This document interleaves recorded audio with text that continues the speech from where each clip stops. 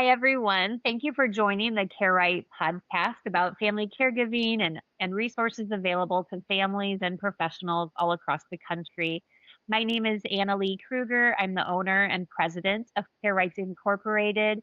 We are a virtual family caregiver, senior care, dementia, and end of life consultancy serving families across the globe in understanding aging, family caregiver burnout, dementia progression, senior care options, as well as end of life grief and moving beyond being a caregiver.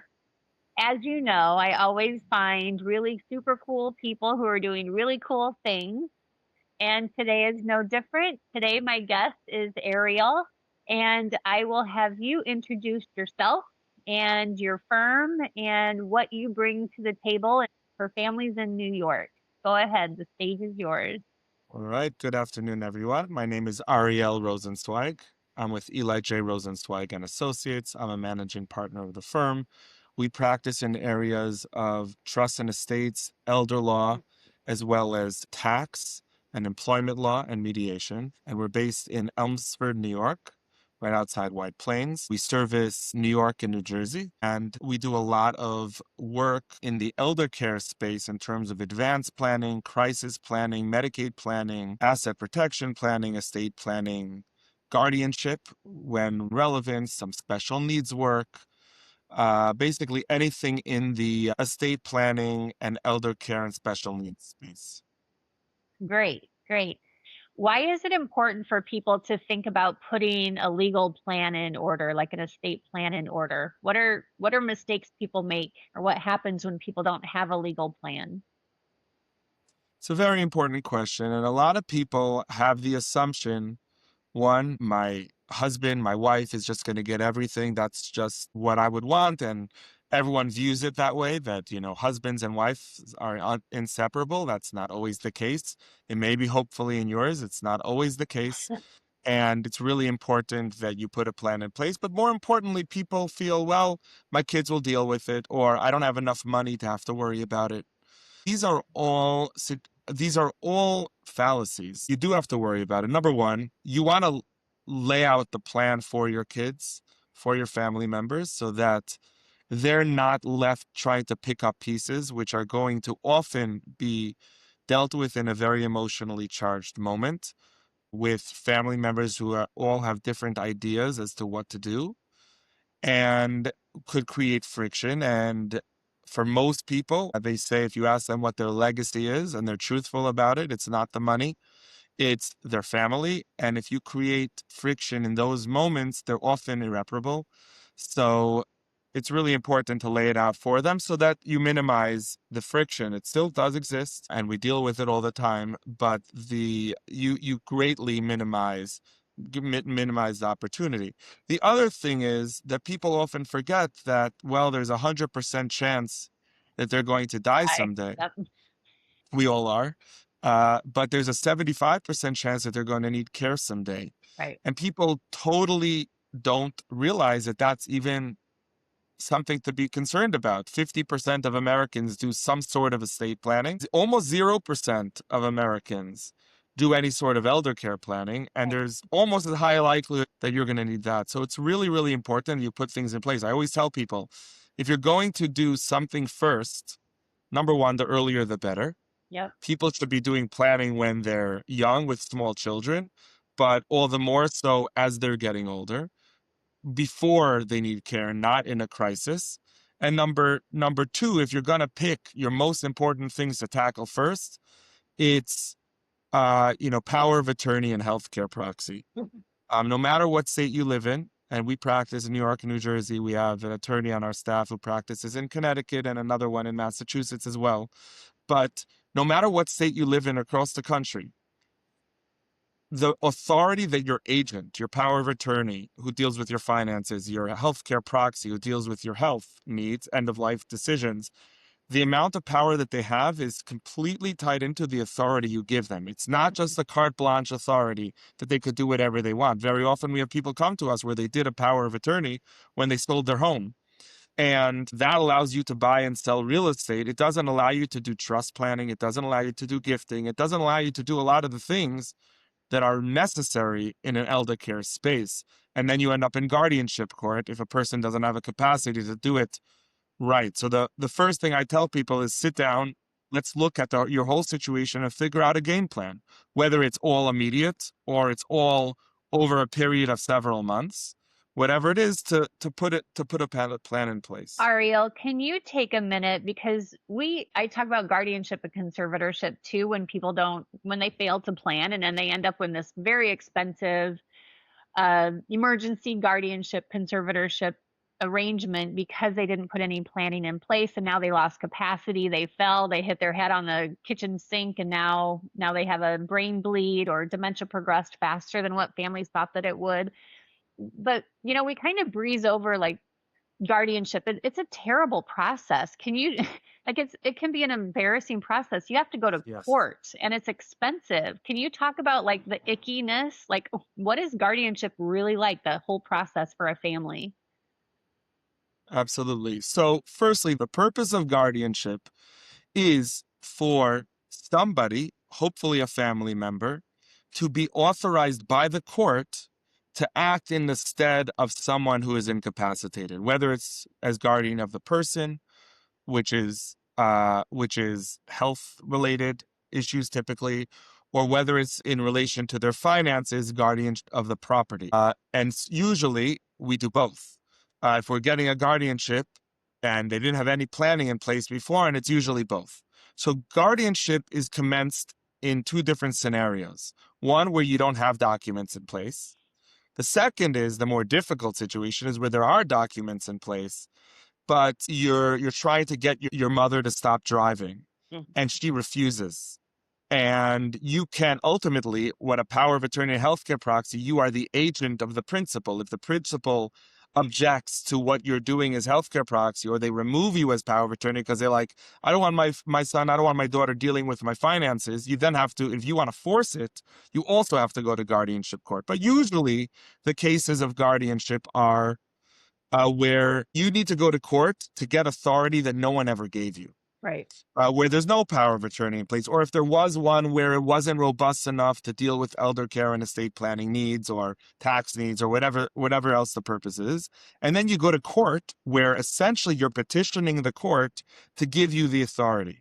Now, hopefully at the end of that process, the court gives you that authority, but there's various variables that come into play during that process. One, there could be a family member who disagrees. Hmm. That complicates things, a contested guardianship. Yep. The other issue is that, and this is the more emotional, well, not necessarily more emotionally painful. Sometimes that is very emotionally painful, but you're essentially getting an entire courtroom of people to attest to the incapacity of your loved one who is Yeah. sitting right Right there. there. Yep. Sometimes they're brought into court, sometimes they're brought in on Zoom. The courts aren't looking to create a very upsetting situation, but it often is a very upsetting situation where Sure. essentially you have a whole group of people sitting around deciding how smart you are. That's right. And that is not the situation that most people want to put themselves in or put their loved one in. And often, especially with people who have more advanced dementia, you don't really know what they know and what they don't know. And which makes it all the more painful is that you're the child, you're trying to do the right thing, and you don't know what they're thinking is like, whether they know that everybody's talking about them, whether they don't know that everybody's talking about them, you really don't know. And then at the end of the day, even if you get guardianship, now you have a court or a judge that basically has final say on everything. Anything you want to do, any planning you want to do, you need a new order from the judge, where now you have a court and an expense Yep. involved in the ongoing life of your parent. Why? Because the whole job of the court is to step into the role of the loved one, Yep. and and they need to make sure that everything's going right.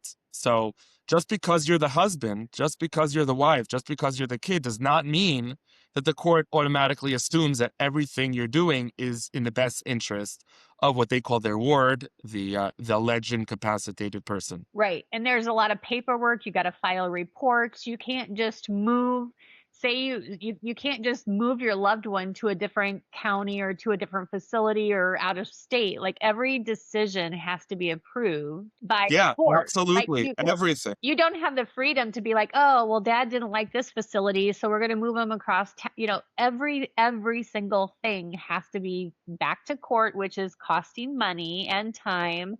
I mean, it's guardianship is not the avenue that you want to go in. That is the avenue in my experience that people find themselves in because they didn't do pre-planning or because they were ignorant and denial in that, okay, well, I'm never going to get old, I'm never going to die, I'm never going to lose capacity. And guess what? Happens to millions of people with major strokes or dementia progression or Parkinson's with dementia. And here we are in guardianship court, and it's expensive, it's time consuming, and you have to file reports every time you turn around. There's a report to file, and it's expensive. So I just wanted to bring home the point, like that's not what you want to end up in. Like, so anybody listening to this podcast, one takeaway should be, okay, where am I at with my own legal documents? Do I have my power of attorney in place? Have I communicated the power of attorney to my decision maker that I appointed? Do they have a copy of it? Is the person that I appointed 5 years ago still equipped to be my power of attorney, or do I still have a relationship with them? Like those are the mistakes I see families make. If they even did get their documents in order, their living will and their power of attorney, they don't review it until now they're in crisis. And if you lost capacity because of a stroke, but you still have your ex-spouse named as your power of attorney because you never updated it, that could be a problem, right? Yeah, it can be a problem. I mean, courts do, if it's brought to court, will likely invalidate the power of attorney if it's given to an ex-spouse. The presumption of the court is that you don't want, a former spouse to continue to be involved in your life, but it's a process. But the bigger thing is, and this is the issue I have all the time, particularly when husbands or wives, usually it's the women who come to us to help Yep. with their husbands. That's typically what happens. Yep. And they assume, oh, we share money.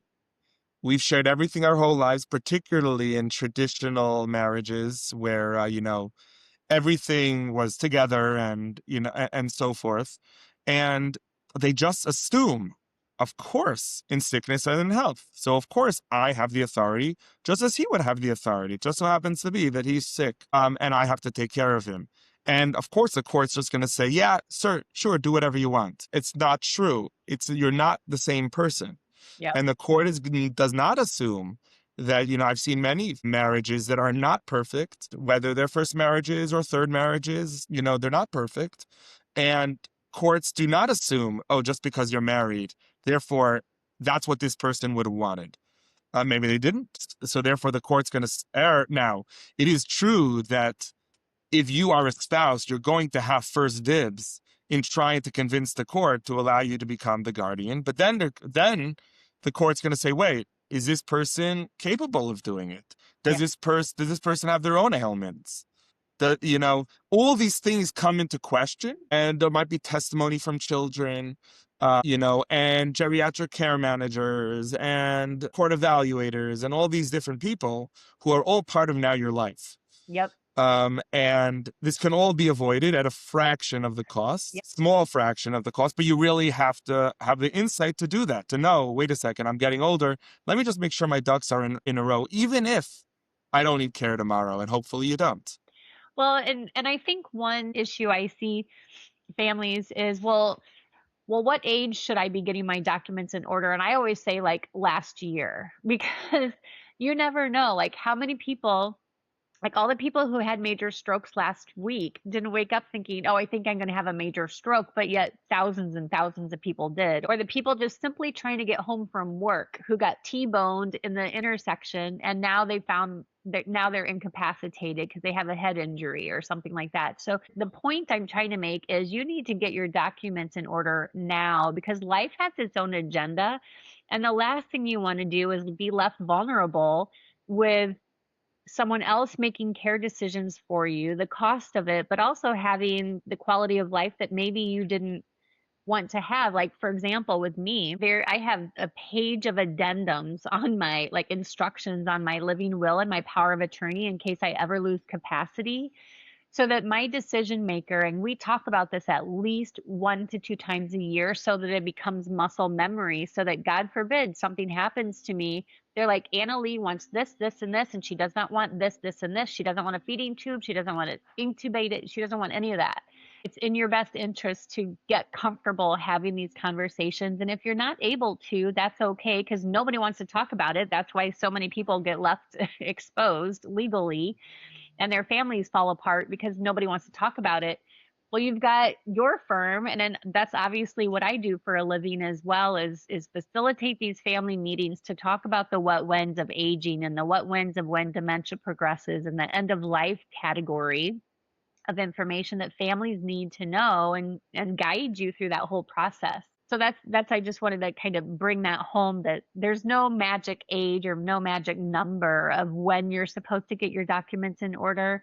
I mean, listen, a few years ago in Milwaukee, a college kid, a roommate walked in and found his college roommate dead from diabetes. So everyone over the age of 18, correct, should have their estate documents in order. And the more we can talk about it and normalize aging and life, the better it's going to be. I wanted to just share how we got introduced a year ago or so, because some people listening to this might think, well, I already have my documents in order, but do you really? It's worth having a second opinion, if you will.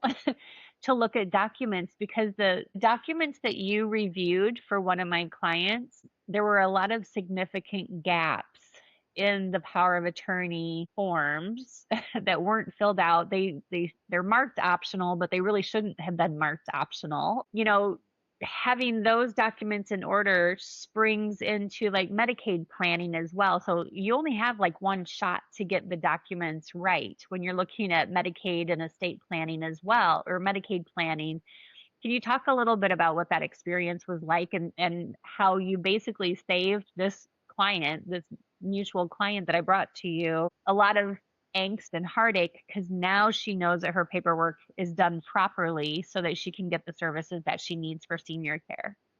Yeah, absolutely. No, and thank you. It was a pleasure meeting you then. It's a pleasure to continue to speak with you. First of all, so this goes kind of back to the last thing you said about when to get your documents in order. It's kind of like a house. You buy a house, you have a starter house, and then you get a bigger house. And then someday you might downsize. So what's appropriate for you in each point in your life is very different. And that's the way we view planning. What might be appropriate for you in terms of estate planning many years ago may not be the proper route when your spouse has dementia. And then the question is, well, can your spouse still execute documents? Can they still sign a power of attorney? So we sat down with the spouse and we figured that they could. At the time, they probably could not now. And then we started to do planning, basically undid the entire plan that existed, that was put into place. Now, it happened in that particular instance, I don't think it was that great to begin with. Right. But even if it had been, that was not anticipating elder care planning. Now we had to transfer assets. We had to do additional trust planning. We had to apply for community Medicaid. And now a person is now going to have, likely live-in care. Yep. Where they're going to have round-the-clock care and they're not going to pay for it. And in today's market, that's $15,000, $20,000 a month. So if you do this right, and most people come to me and they say, wait a second, I'm not poor. Now, poor is a subjective term. Yeah. To Elon Musk, we're all poor. Yeah. Very poor. It's very subjective. But the people who come to us to do planning are not single mothers who live in a shelter. Right. Those people can't, frankly, afford an attorney. We do some pro bono work, but that's not the typical client. The typical client is someone who's getting older. They have a house, they have some funds, they might have investments, they might have a retirement account. And that's simply not going to cut it if both they and their spouse might need $20,000 a month of care. Right. So we figure out a plan so that we can minimize the exposure and get them the care that they need without having to spend it. And it's a common misconception that the care that you're going to get that's paid for by Medicaid, I'll differ state by state, is going to be inferior than what you're going to get privately. It's not necessarily the case. Most institutional settings take Medicaid, and many, especially in New York, many home care agencies also contract with managed long-term care plans and take Medicaid. And they're the exact same home care agencies that you'd pay privately $40 to $45 an hour for.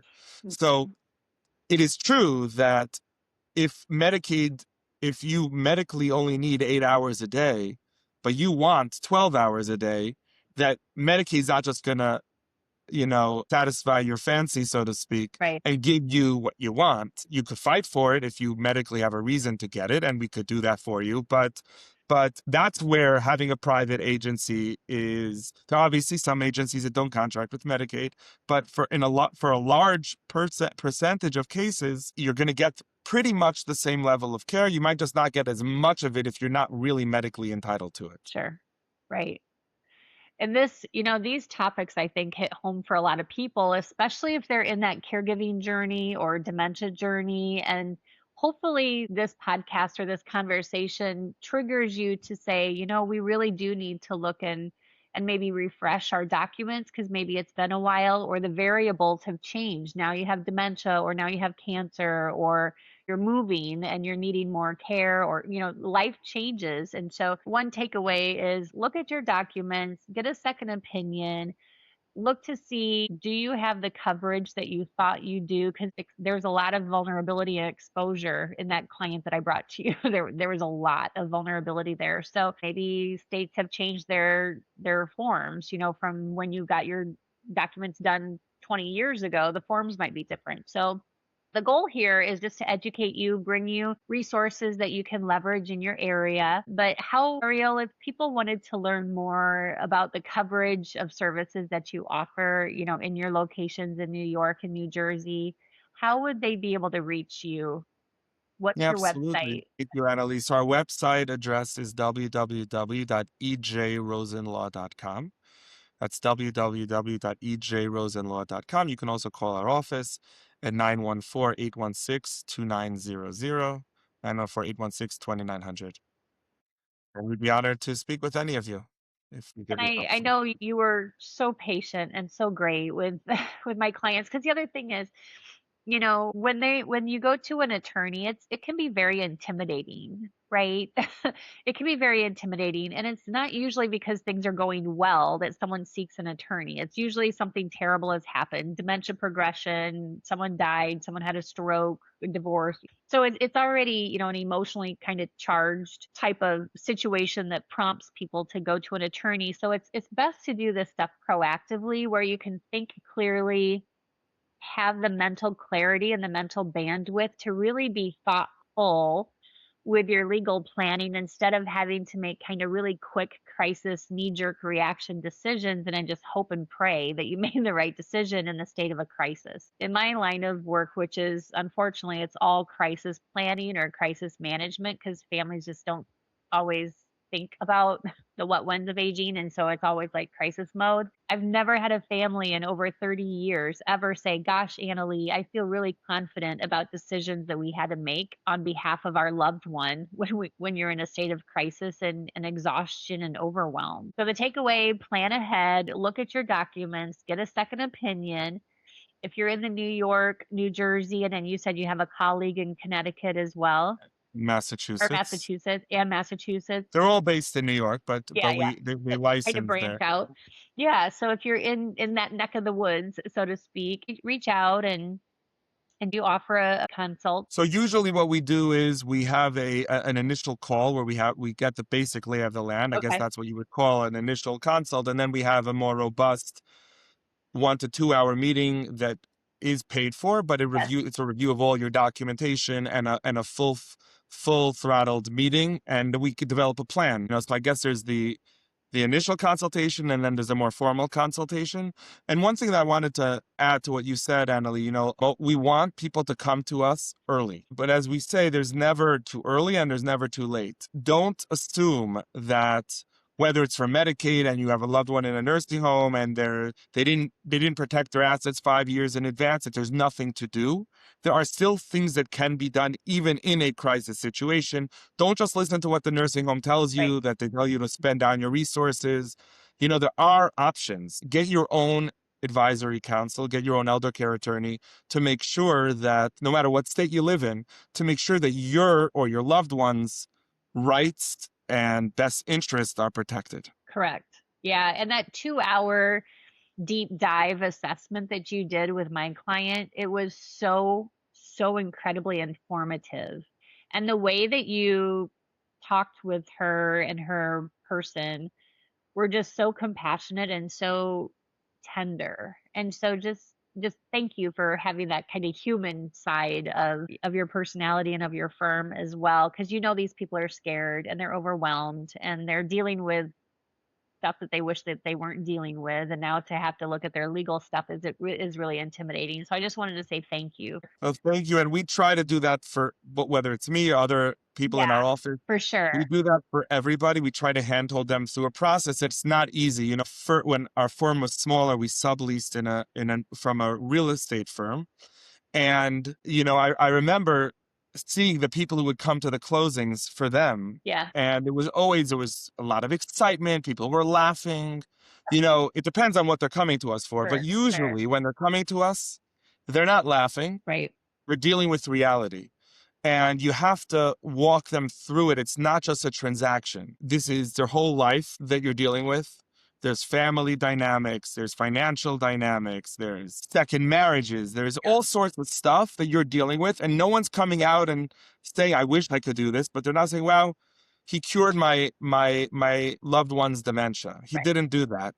I wish I could do that. But what we make it is our goal is to make it easier and less cost prohibitive, so that you could do it in a way that you feel okay with, and that you protect yourself as best you can and your loved ones. Yeah, for sure. And that's really what it boils down to is protecting yourself, your loved ones, and making smart decisions now versus waiting until crisis mode when you're scared and overwhelmed. So, Ariel, thank you so much for your time and your expertise, your care and compassion, and I really appreciate your time being the guest today.